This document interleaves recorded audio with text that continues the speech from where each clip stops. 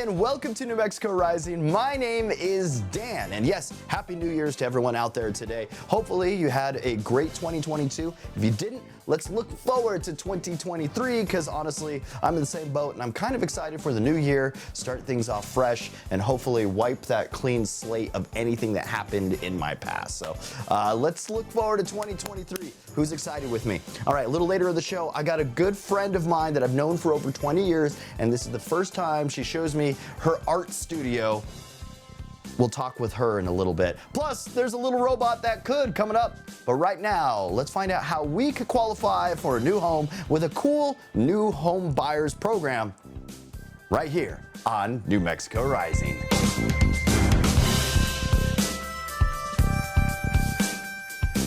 The housing market is finally cooling, with experts predicting as much as like a 15% drop in prices over the next year. But the hurdles to become a homeowner are still very high, especially for minorities. One way to tackle that home ownership gap is through financial assistance for home buyers. So today we have Natalie Torres-Haddad, author and host of Financially Savvy in 20 Minutes, here to help us navigate some of the details for those first-time home buyers out there. Welcome to the show, Natalie. How are you? I'm well, thank you for having me. All right, Natalie, let's talk about the housing market and pricing. How much of a shift are we already kind of seeing? Oh yes, we're seeing some major shifts already, depending where you are in the country. With interest rates changing as well as inflation overall, it's made it pretty difficult for many people to buy a home. But the good news is that we are seeing these home prices drop drastically and will continue to do so in the coming months, changing the economy, making it more of a buyer's market. So you got some news about a $5,000 home buyer grant program for home buyers. Can you tell us about that? Yes, Chase Home Lending rolled out a program, $5,000 home grant for majority Black communities in 2021, and it recently announced its expansion to over 5,000 Latino communities in 20 markets across the country. This is grant money that people can use towards a closing cost, towards the down payment, and this is one of Chase's long-term commitments to help close that racial wealth gap. And the stats on home ownership have mostly stayed the same in 30 years. Do you know why? Well, for first-time homebuyers, as well as those representing the diverse communities, they're facing a lot of the same challenges, which is the lack of understanding of the home buying process. And two is not having enough money for that down payment and closing costs, which makes it a huge barrier for them to get past even just trying to start the process. So we definitely have seen some changes and what we want to see in the future. And that's one thing that we see now, that there are assisted programs that people can use. And Chase has that Dreammaker mortgage, which was designed for low to moderate income customers to help them be eligible for a down payment of as low as 3%. So we've got a way to go. So what do I need to do to find out whether I'm financially ready to buy a home? What are some of those things? Yes, buying a home is a huge milestone for many, and it can also be a little stressful. But what the you want to look at is, have you explored all the educational resources that are available to you? So are you, looking at webinars? Are you reading articles? Are you listening to podcasts? Chase has that, beginner to buyer podcast, which all of these are really helpful tools for someone to feel more confident and moving forward with that home buying process. And also understanding, are you working with a trusted group of professionals, right? So do you have a realtor? Do you have a lending officer that's helping you with the pre-approval phase to the very end? And so those are some of the things that will help the confidence that you need in order to get your home. All right, where can our viewers go for more information about that grant? Yes, visit your local Chase branch and speak with the lending advisor, and visit chase.com/affordable. Natalie, you are helping people out there here in New Mexico. Thank you very much for joining me this morning. Thank you for having me. My next guest is the director of a movie of a small robot that's traveling to small unseen worlds and having to deal with the elements day in and day out. Fortunately for us, this is a true story about a small robot that's on the planet of Mars, and we have documentary filmmaker Ryan White, who's here to tell us the story of a little robot named Oppie that could. How you doing, Ryan? I'm doing wonderful. Thank you for having me. All right. I'm a big fan of your work. Your latest project is about Opportunity, which is the robot that's on Mars. I just wanted to see what your take was and getting immersed into the world of Opportunity and how traveling that far and what we're learning out there on Mars. I know that's a lot of questions, but what'd you get? Well, I am a total space nerd and have been my entire life. So I grew up in Atlanta, Georgia, and I desperately wanted to be an astronaut. And so that was a dream that never worked out for me, and I became a filmmaker. But I knew as a documentary filmmaker that I could probably somehow con my way back into that world and live vicariously this dream that never panned out for me. And so the documentary is for sure about this little rover outlasting the odds on Mars, and we do take you to Mars on our film, but really at its heart, it's about the human beings here on Earth, millions of miles away from her, that are building her and operating her every day, and essentially falling in love with her like a family member. What are some of the things that like really have shocked not just the scientists, but you interviewing these scientists that they learned from this robot? Yeah, so the mission of the robot is twofold. You know, they have a scientific mission, and then they obviously have a technological mission. So even the fact that they could land these rovers on Mars was unheard of. The first two missions previous to this one had crash landings on Mars, and so were massive NASA failures. And so even landing Opportunity and her twin sister Spirit was almost impossible. And they both did land successfully in 2004, but also they both had a very specific scientific mission, and that was to discover if water, drinkable water, had ever existed on Mars. And throughout both of their journeys, you know, they landed on opposite sides of the planet, but they both, you know, unequivocally proved that drinkable water did once exist on Mars. And in fact, Opportunity, they call it the 300 million mile hole in one, because she actually landed in a crater that immediately, the moment she opened her eyes, she found evidence of bedrock, which is a, you know, a type of geological formation that would happen in the presence of water. And so, you know, there are two current rovers currently on Mars that are alive. Opportunity and Spirit missions are both over, and those rovers are continuing that scientific mission to find the building blocks of past life on Mars. All right, well, thank you very much for being part of the show this morning. I want to tell everybody out there, check out Ryan White's brand new documentary. It is Good Night Oppie, which is the story of Opportunity. So check it out. It's available on Amazon.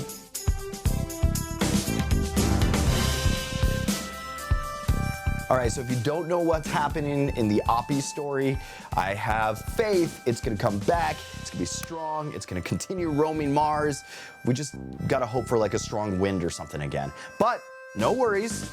A little later in the show, we're gonna talk to a friend of mine about, what is this, surrealistic spiritual art? What does that even mean? Well, at least she's here to tell us. And the kids of Avatar, right here on New Mexico Rising.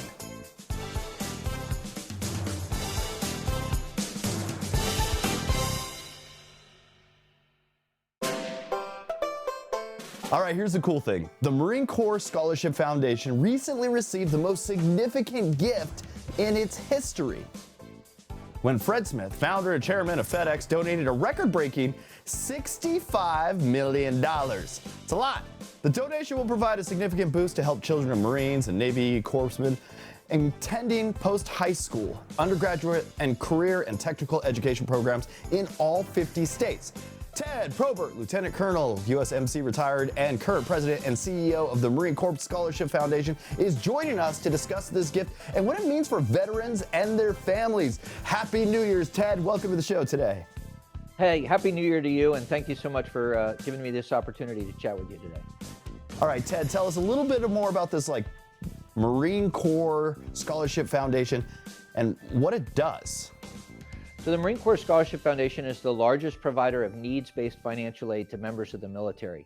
We were founded in 1962 when a Medal of Honor recipient could not afford to send his son to college, and a number of families got together and provided that support. Over the last 60 years, we've provided support to over 50,000 students at value of $185 million. And so aspirationally, we look to be able to support every eligible dependent of a Marine or Navy corpsman family. So what does that significant gift you received mean to your organization, and how will it impact the families and other military service members? Yeah, this gift from Fred Smith is transformative in so many ways. We right now support about 12% of the applicable pool, so there are 88% of additional families out there that we know that we can benefit. And his gift will provide support to hundreds of additional students right out of the gate, and thousands of students in the longer haul, as there's an endowment component of this. In addition, this gift is now creating the new Brown Hudner Navy Scholarship Foundation, which will be administered by the Marine Corps Scholarship Foundation. The Brown Hudner Foundation will support the sons and daughters of Navy personnel who are studying STEM or health sciences. So this gift is benefiting hundreds and thousands of students in the Navy Marine Corps team. I also hear that this gift has a connection with a movie that's in theaters right now. I'm a movie fan. Can you tell me about this movie? Which one is it? The movie is Devotion, and it's based off of the book by Adam Makos of the same title. And it tells the story of two of the Navy's most famous wingmen, Jesse Brown, the first Black naval aviator, and Tom Hudner. Their stories are very different. Jesse was the son of a sharecropper from Hattiesburg, Mississippi, and Tom was from Fall River, Massachusetts. They're supporting the Marines during the Korean War, and Jesse's plane is shot down and crashes in North Korea. Tom purposely crashes his plane to try to extricate his wingman, and for his efforts is given the Congressional Medal of Honor. Fred was moved by this story because of during the racial tensions in our country around the George Floyd incident, to be able to share this great story with our society. And the proceeds of this film, the film was done by two of his daughters, Rachel and Molly Smith, who run Black Label Media in partnership with Sony Pictures. So it's a very powerful, true story that is worth seeing.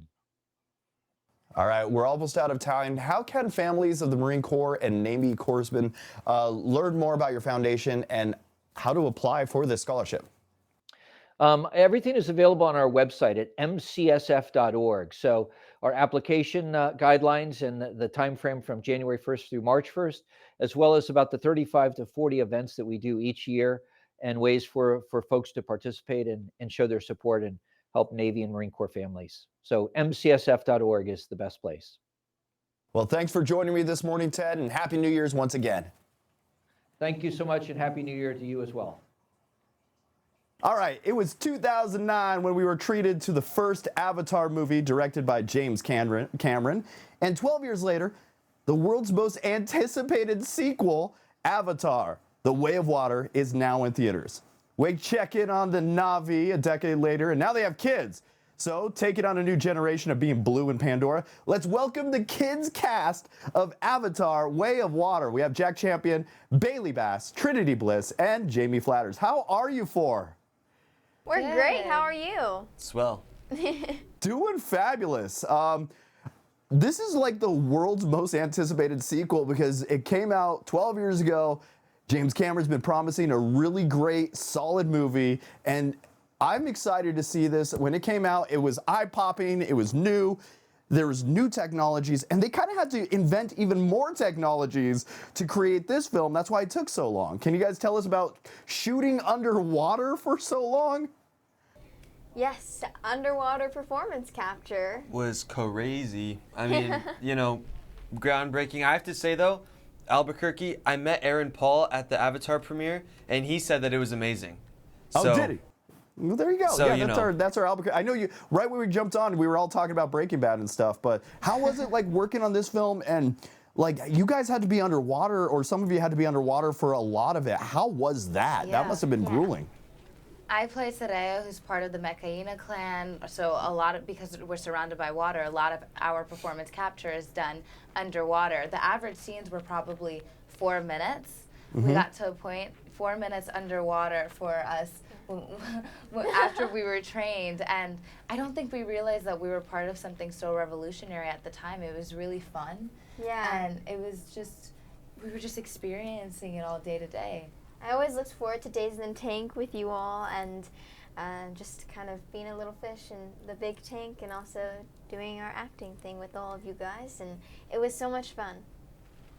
And how was it like walking on the set and having co-stars such as like Zoe Saldana, Sam Worthington, Kate Winslet, Sigourney Weaver, Jermaine Clement, all these people? How are these, like, how is that life walking and be like, hey, these are my like co-stars, these are my new family? I mean, I don't think I ever got used to, like, I mean, like, you get used to it, but you never, at the same time, never get used to, like, walking in the makeup room, you know, where you get, like, the face dots, Yeah. and just seeing Zoe or Sigourney. Or Sig. Or, yeah, it's just like I'm always, in the back of my mind, I'm like, that's Sigourney Weaver from Ghostbusters. Like, I've known her for 5 years now, and I'm like, that's Sigourney Weaver. So, it's always a special feeling. Definitely. And I also hear that Trinity might have a new college fund because of a curse jar? What happened here? Oh. Yeah. Actually, it didn't end up being a college fund because it was all donated to a good cause, to a canine shelter. Canine What shelter. comes out of one mouth goes into another mouth, and those happen to be puppies' mouths. Nice. But we made at least $500. F-bomb was $5. Yeah. S-bomb was $1. What do you think, co-founder? What was the rest? What was our final, Our final thing? I just remember Trinity going around and saying, oh, that'll be $5. And then the guy would be like, ugh, whatever, kid. And then, we'd get money, and it was good. Sometimes we'd let them off, though.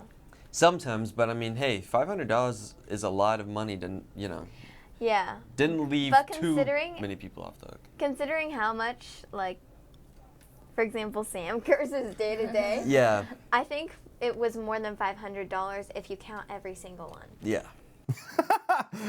Sam just rolls up with a wallet. It's like, hey, come here, Trinity. I got like, can I would. get He'd credit start the day with, like, $30 what, for at least the next hour? $40? Yeah. Yeah. That'd cover what, like 10 F-bombs? To be like, oh, I paid my debt. That's hilarious. Well, all right. Well, Yeah. thank you guys for joining me today. I want to tell everybody to go check out Avatar: The Way of Water. It is in theaters now. Thank you guys for being with me this morning. Thank you so Thank you. much.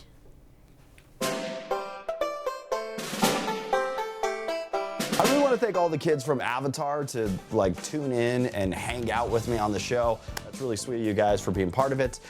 You guys are doing great. The movie's doing extremely well in the box office. So all of them, I bet you're going to become really big, huge, massive stars, and it's well earned. So congrats, you guys. A little later in the show, I hang out with my good friend from high school, and she shows me her art studio that I've never been to before, even though I've known her for 20-something years. Why didn't I do this before? All right, well, it's all right here on New Mexico Rising.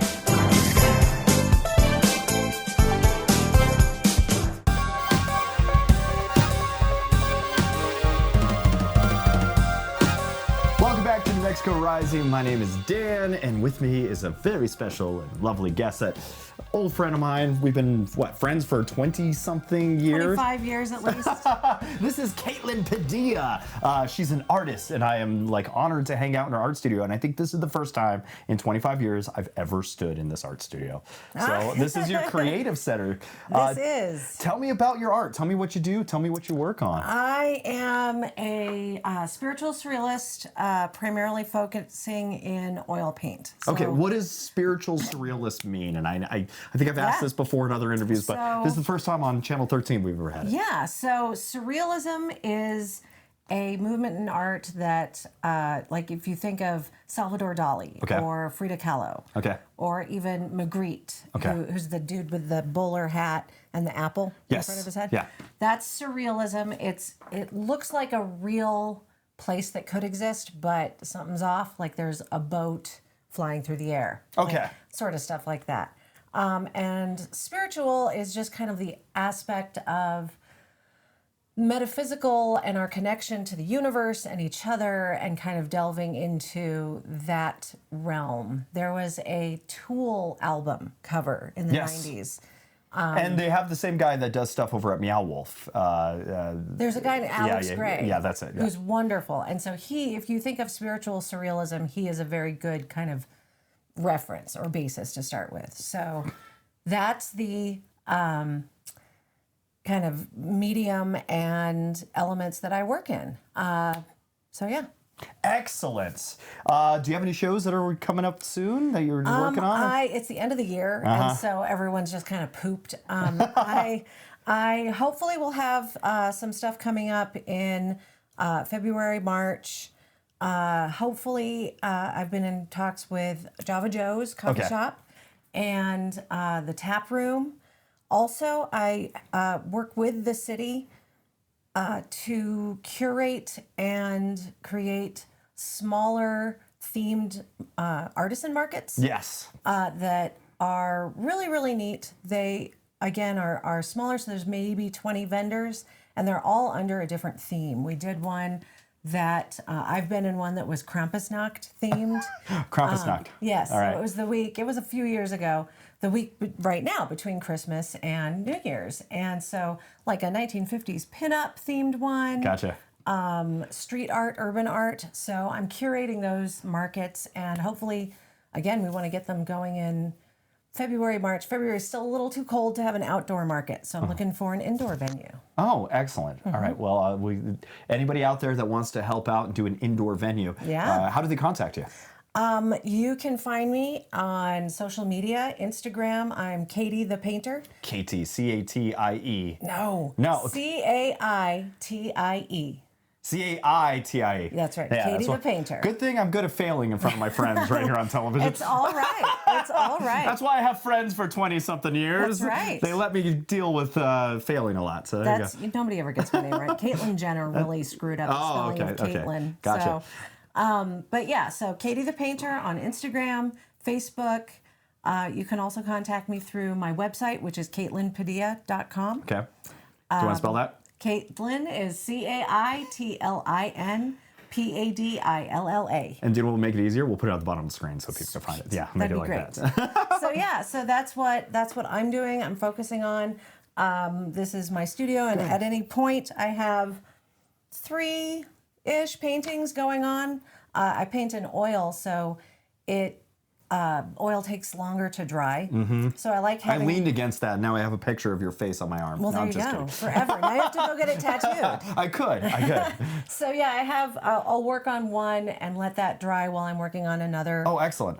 So you do multiple layers and. I do. Yeah. I've found that working with oil, if you want it to kind of dry faster, you do a bunch of thin layers instead of thick and like globbing it on, because it takes months, if not years, for some oil paint to dry. Wow, if it's like a big glob. Yeah. Oh, excellent. And when you're varnishing oil paint, you do have to give it a long time to dry and curate, because if you varnish it before the paint is dry, the varnish will dry and it'll crack the varnish. Wow. Because the paint is still wet. Interesting. Yeah. It's shrinking still, I guess. Yeah. I learned that from my business partner, William Wooten. Oh, nice. Yeah. Bills. He's wonderful. We have a business. An old friend of ours. Yeah. We have a business called the Pigment Pushers. And what do you guys do there? We do kind of a spin on the drinking and painting kind of paint night thing. Yes. But there are 2 of us instructors, and we actually try to approach it like a real painting class. So we discuss technique. We show you, each class centers around like a different thing, like color theory or perspective or composition. And so we really hope to teach you something, like a tool that you can then take and create your own paintings with that idea. And there's 2 of us, so we actually kind of have the ability for one of us to be painting and instructing the whole time, and the other one to be actually talking to people and helping them out. Excellent. Yeah. And when do you guys do that? And how do we keep an eye on it? We do that at different locations around town. We're actually looking for a permanent home, hopefully with Dana Kohler. Okay, I know Dana. At his club. Wow. UN 17. New Mexico is very small. Yeah, it is. We're like, it's 3 degrees of separation. Oh, your daughter's trying to say hi. My daughter is trying to say hi, but we're recording a show. So 1 second, we'll be there. And also Castle Coffee. We work with Castle Coffee. They're sweethearts too. They are. So you can contact us again. You can reach me through Katie the Painter, or we do have Pigment Pushers 505, which Pigment is Pushers 505, okay. which is on Instagram or pigmentpushers.com. Excellent. Yeah. And I hear AI is more important than actual like local. Oh my goodness. Yeah. Yeah, there's- AI is the most important thing right now because It of the is. Senza app and everybody Yeah. jumping in to get their little faces That painted. is a whole other. Did I just open a can of worms? You I can did. see the fire in your belly I right know. now. It's a very interesting Yeah. philosophical and moral debate that's going on right now with Okay. the advent of AI art being so prevalent Well, and, it's, yeah. and accessible and easy, and the kind of debate between, well, does this nullify actual human artists? Is it better? Is it worse? Do we use it as a tool? Will it overtake everything? Do we have to check to make sure Cyberdyne isn't like, waiting on the wings? So, Yeah. I don't know. Gotcha. Yeah. All right. Well, if you have the big question about AI art, look at the fingers. Oh. Yeah, just look at whenever they draw hands or fingers, there's like 30 fingers. Whenever it's there. It's really weird and That's creepy. creepy.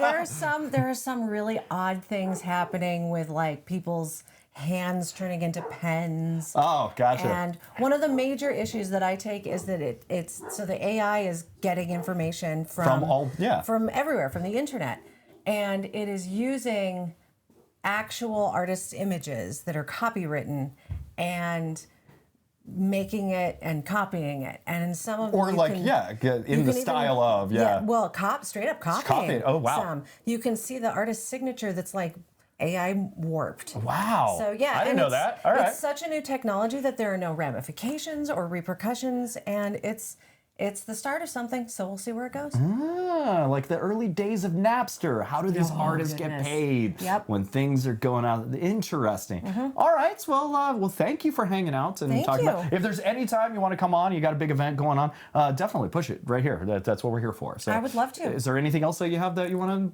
to cover? Happy New Year.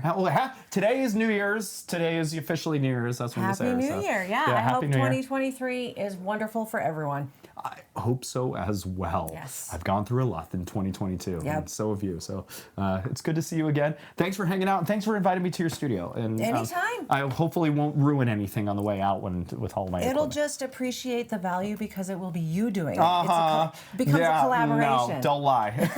I'm as destructive as AI arts. That's what's going on here. All right, Nice. we'll take a break. We'll be back with more from New Mexico Rising. All right, here on New Mexico Rising. I guess that's the best intro I got. Yep. Outro I got. That's Outro. great. Thank you. Thank you.